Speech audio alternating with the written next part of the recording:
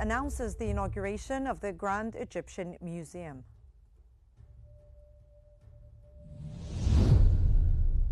President Sisi calls to build on the Sharm el-Sheikh summit outcomes, urging firm support for the Gaza ceasefire.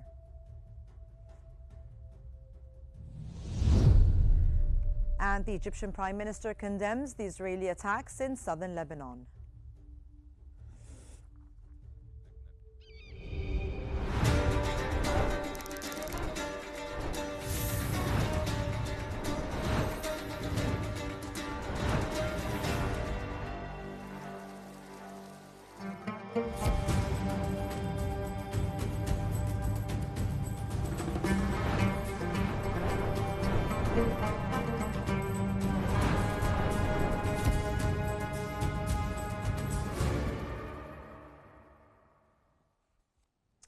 Egypt's President Abdel Fattah el-Sisi has said that the inauguration of the Grand Egyptian Museum marks a new chapter in Egypt's timeless story, honoring an eternal civilization whose brilliance endures forever.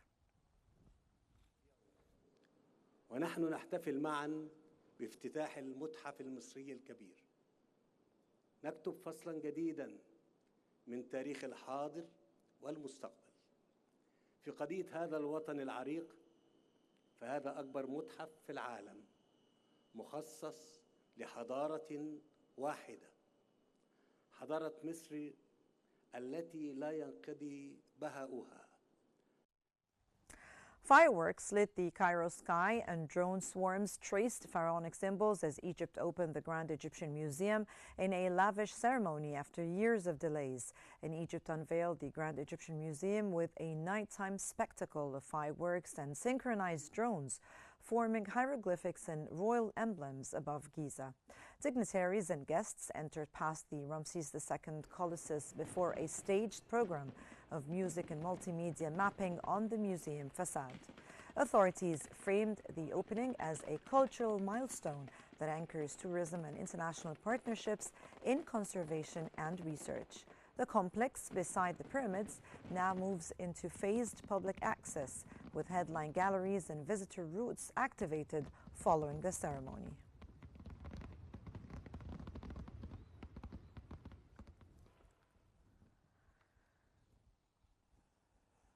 And drone swarms painted the Gaza nights with pharaonic figures above the Grand Egyptian Museum as synchronized formations rippled across the sky for the opening ceremony.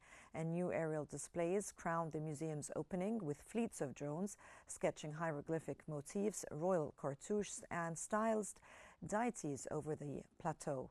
And choreography was timed to a live score with patterns shifting in sequence before dissolving into light trails above the museum facade. Organizers said the program was designed to showcase Egypt's heritage through coded imagery and precision flight, ending with layered symbols that appeared to unfurl towards the pyramids.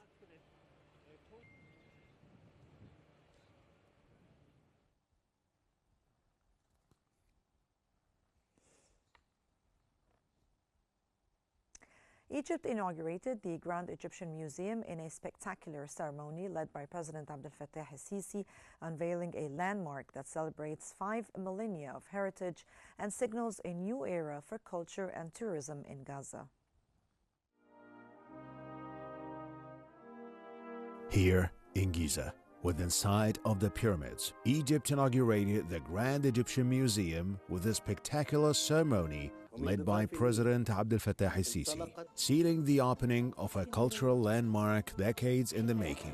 The night unfolded with orchestral performances, precision choreography, fireworks, and drone light displays, welcoming royal figures, world leaders, and international dignitaries to a celebration of Egypt's living heritage and global stature.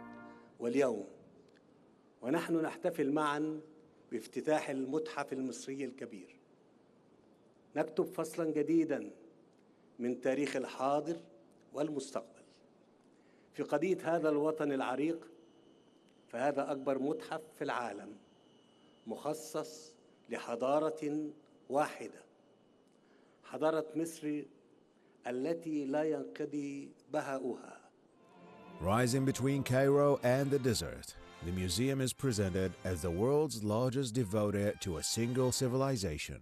Its geometry aligns with the Giza Plateau and carries visitors through vast, light-filled halls toward a grand staircase that frames timeless views of the pyramids. At the atrium, the red granite colossus of Ramses II greets guests before they enter galleries that showcase tens of thousands of masterpieces spanning millennia of art, belief, and statecraft, conserved and displayed to international standards. The inauguration drew an exceptional international turnout that reflects Egypt's cultural reach and diplomatic weight. Officials highlighted the museum's role in energizing tourism, creating jobs, and inspiring creative industries, positioning Egypt as a premier destination for learning, culture, and exchange. Beyond its scale, the project stands as a statement of modern capability, meticulous preservation, and national pride.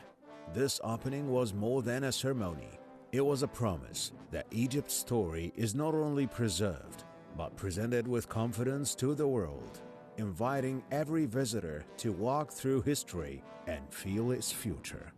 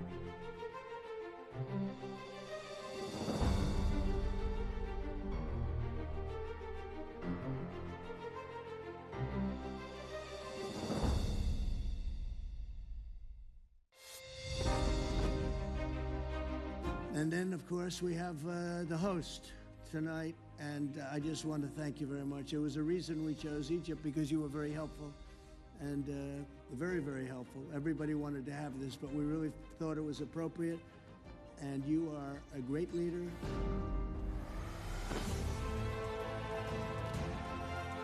And he's a fantastic man and a fantastic general, by the way. But he's a great president, and I want to thank Egypt and all of your representatives for treating us all so well. Thank you very much. Egypt's President Abdel Fattah el-Sisi has urged building on the outcomes of the Sharm el-Sheikh Peace Summit, stressing the need to solidify the Gaza ceasefire, ensure humanitarian aid flows, and accelerate reconstruction efforts. That came during his meeting with the German President Frank-Walter Steinmeier in Cairo, where President el-Sisi expressed Egypt's desire for close coordination with Germany ahead of the Gaza Reconstruction Conference.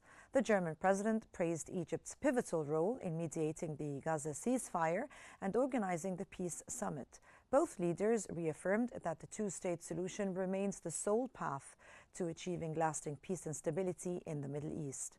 Both reaffirmed that a two-state solution remains the only path to lasting Middle East peace. Both leaders discussed strengthening strategic cooperation in politics, defense, energy, and industry, and agreed to enhance coordination on migration and infrastructure. The Egyptian president expressed appreciation for the participation of his German counterpart in the Grand Egyptian Museum's inauguration, a reflection of deep Egypt-Germany ties.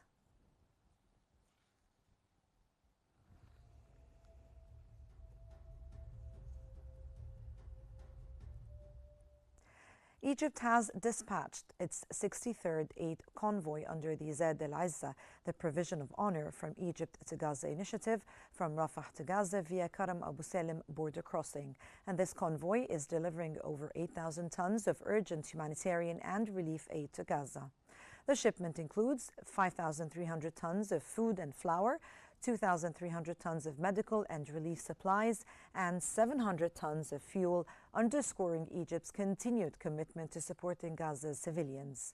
Since July the 27th, the Egyptian convoys have carried over 500,000 tons of aid, coordinated by 35,000 volunteers across Egypt's logistics centers and the Egyptian side of the Rafah border crossing.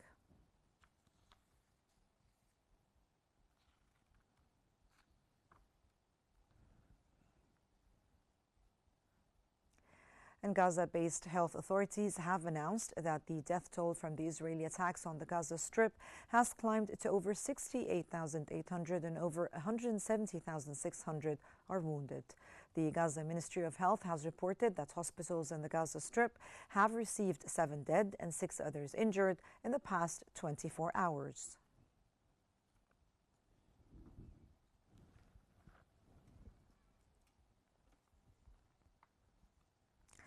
Israel released images, it says, show Nahal Brigade troops operating east of the Yellow Line in Gaza, the pulled-back boundary where forces remain under the ceasefire with Hamas. The Israeli occupation military published footage, it says, depicts Nahal Brigade units east of the so-called Yellow Line, the buffer behind which Israeli troops pulled back and are stationed under the truce framework. The army did not disclose timing or precise coordinates, and the material has not been independently verified. There was no immediate comment from Hamas or mediators, and the claim comes amid ongoing scrutiny of ceasefire compliance and the status of forward positions along the Gaza perimeter.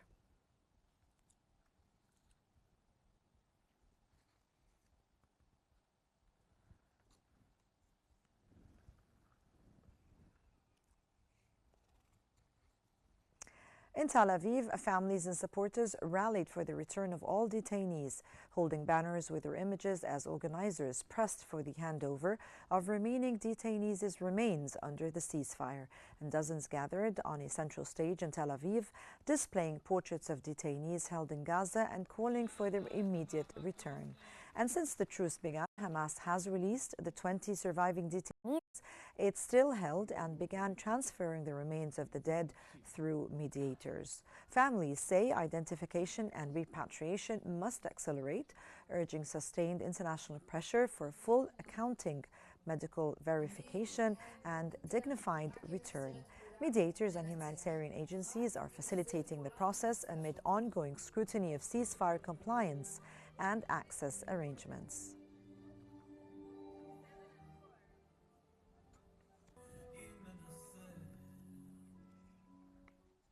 In Qnews, aid trucks, including World Food Programme consignments, moved north through Gaza, part of ongoing deliveries to hard-hit districts. Convoys bearing humanitarian supplies rolled out of southern Gaza towards the north, with several trucks carrying World Food Programme boxes. Local coordinators say routes are adjusted daily to avoid damaged roads and active security cordons, while agencies prioritize food staples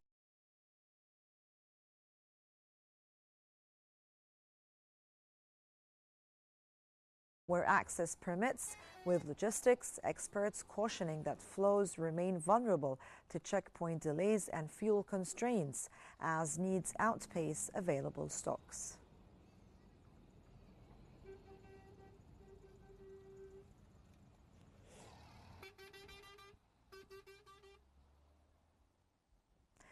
In Nuseirat, the UNRWA schools sheltering displaced families have begun a limited return to classes, with students attending morning activities while some families remain housed in the buildings.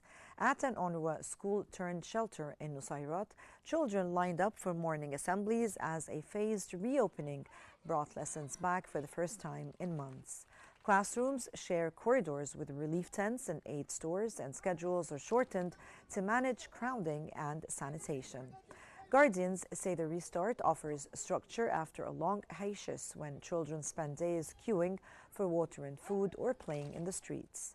UN staff and volunteers are rotating spaces and prioritizing basic literacy, math, and psychosocial support while keeping shelters operational for families still displaced.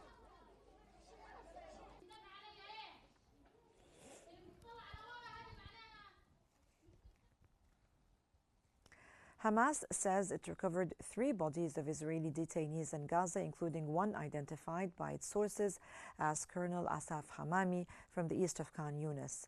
And the Hamas movement announced the recovery of 3 Israeli bodies in Gaza, with sources naming one as Colonel Asaf Hamami, reportedly found east of Khan Yunis. The statement follows Israel's assertion that 3 bodies transferred on Friday did not belong to detainees on October 7, 2023. And the latest claim has not been independently verified. Mediators continue coordinating remains exchanges and identification under ceasefire mechanisms, with forensic teams tasked to confirm identities before any formal handover and repatriation.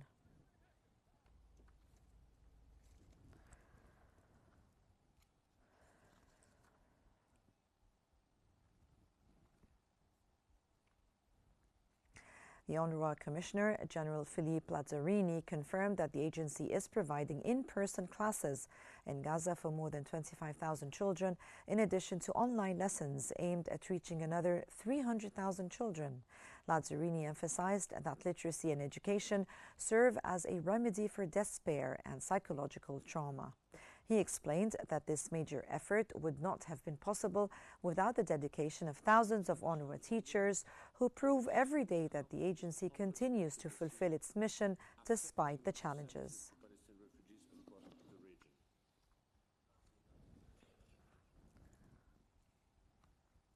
The Israeli Broadcasting Authority reported that the occupation government has approved the entry of Hamas and the Red Cross into the Yellow Line area to search for the bodies of captives. And the authority added that the tours conducted by Hamas and the Red Cross in Gaza include areas under the control of the Israeli army.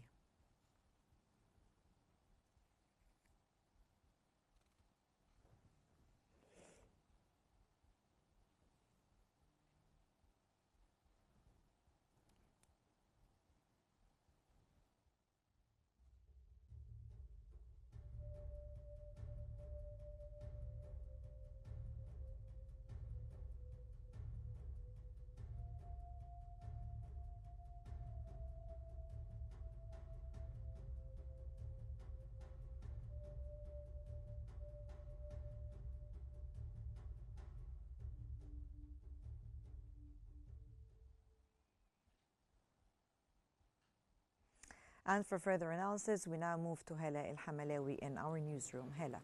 Thank you so much, Selma. For further analysis, we're joined from Cairo by Al-Ahram Managing Editor, Mr. Mohammed Izzeddin. Welcome to Q News. Let me start by asking you, how do you view Egypt's efforts to ensure the continuation of the ceasefire in the Gaza Strip? Thank you so much for having me on Q News. Certainly, Egypt is carrying out a very important role supporting the continuation of the ceasefire agreement and transforming it into a permanent peace process and starting the second phase of the reconstruction and deploying the stability forces and dealing normally to remove the rubbles of 2 years of destruction to rebuild the entire Gaza Strip. There are a lot of efforts exerted by Egypt, and this is evident in the President Abdel Fattah al-Sisi's statements and his communications with world leaders, stressing even today the keenness on continuing the ceasefire agreement and starting the reconstruction process. And sir, how do you view Israel's approval for Hamas members and the Red Cross to enter the Yellow Zone to search for detainees?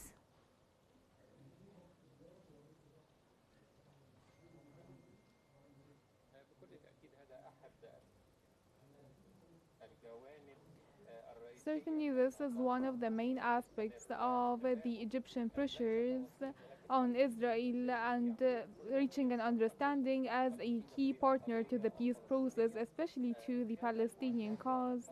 Entering the equipment and the Egyptian technical team is a main request for the Palestinian resistance because they are fully aware of the Egyptian role in the mediation process and doing whatever possible for the stability of the situation in Gaza and starting the next phases of the ceasefire agreement and transforming it to a complete, comprehensive developmental peace process as agreed on in the Trump plan.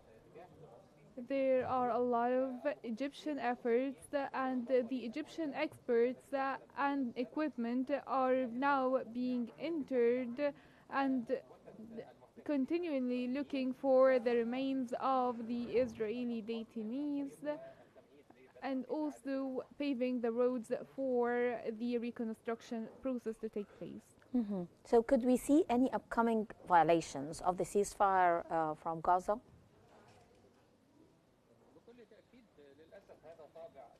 Definitely, it's an Israeli habit. The Israeli army is known for violating agreements, but there is a certain line that cannot be crossed, which is the full return of war due to the US pressures and the efforts exerted by the mediators, Egypt and the other friendly and sisterly countries. Also the growing international pressures and the isolations the Israeli system is suffering from, which is completely reflected on the Israeli citizens. So it is expected for some violations to be seen, but, or some attempts to postpone or delay the process and the non-withdrawal from certain areas that were occupied by the Israeli army. When could the Gaza agreement move into its second phase?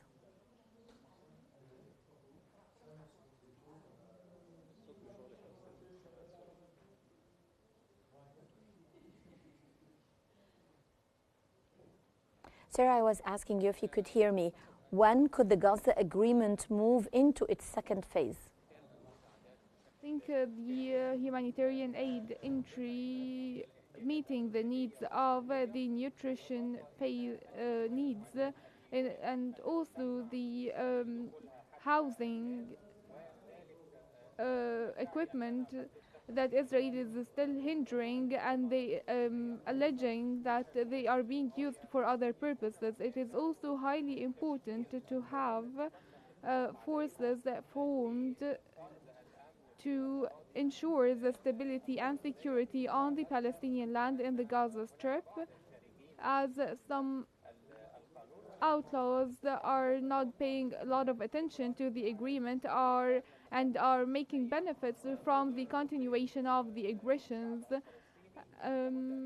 There must be a organized technocrat organization and for the Palestinian Authority to cooperate with the stability forces and to have a definition of this force, whether it's going to be an international force or under the supervision of the United Nations. It is highly important to have these points set, and there must be a decision from the Security Council to form such force so that we do not see more violations from the Israeli army. Could Netanyahu work to undermine the agreement in the coming period after receiving all the remains of the detainees?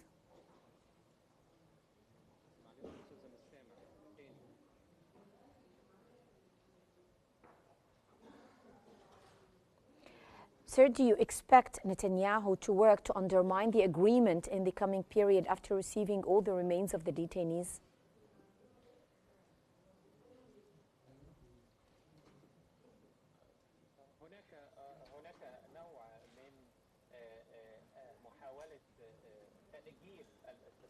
They are certainly trying to delay the agreement and trying to hinder what has been agreed upon through the Israeli side and the current government. The far-right officials are pressuring the prime minister, which is actually benefiting Netanyahu himself because he will remain in office for a longer time, even in the case of early election.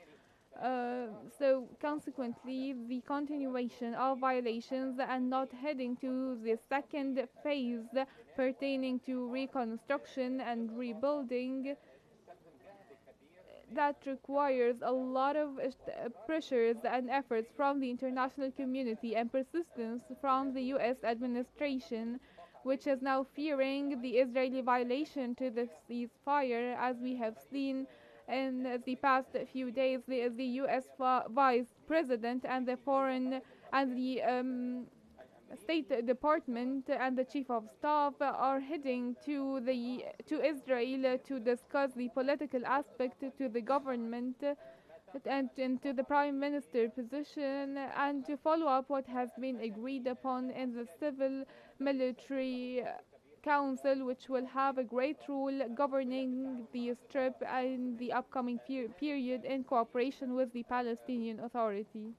Well, that was Mr. Mohammed Izzeddin from Cairo. He's Al-Ahram Managing Editor. Thank you so much for joining us here on Q News. And now we go back again to Salma Al-Fiqi in our studio.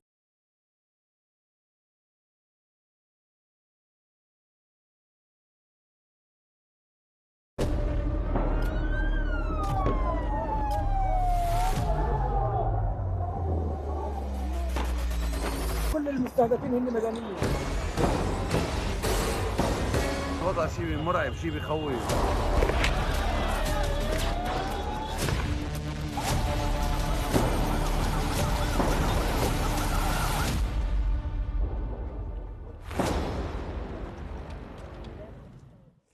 Egyptian Prime Minister Mustafa Madbouli has announced he will visit Beirut next month to advance bilateral cooperation, affirming Egypt's commitment to supporting Lebanon in all fields. And during a joint press conference with the Lebanese Prime Minister Nawaf Salam, Madbouli condemned Israeli attacks in southern Lebanon and called for the withdrawal from occupied sites. He reiterated Egypt's readiness to aid Lebanon's reconstruction and stability. For his part, Lebanese Prime Minister Salam praised Egypt's regional role, stressing both nations' determination to transform agreements into tangible progress.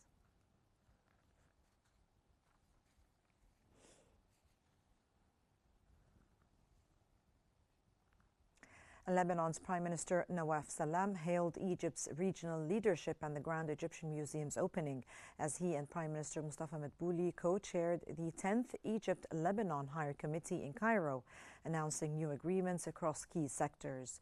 At a joint press conference after chairing the 10th Egypt-Lebanon Higher Committee, Prime Ministers Mustafa Madbouli and Nawaf Salam said the talks produced agreements and MOUs spanning various fields and sectors.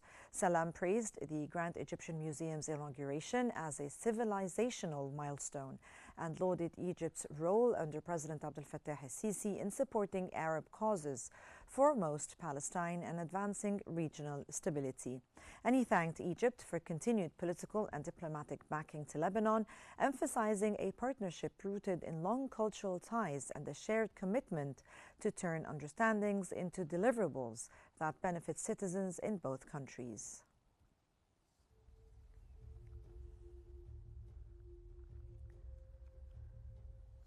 And that brings us to the end of our news bulletin. But before we wrap up, and here's a recap of the top stories making headlines this hour. The Egyptian president announces the inauguration of the Grand Egyptian Museum.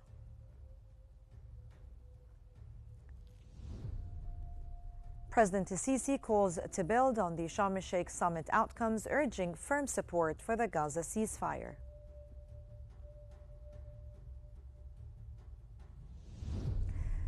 And the Egyptian Prime Minister condemns the Israeli attacks in southern Lebanon.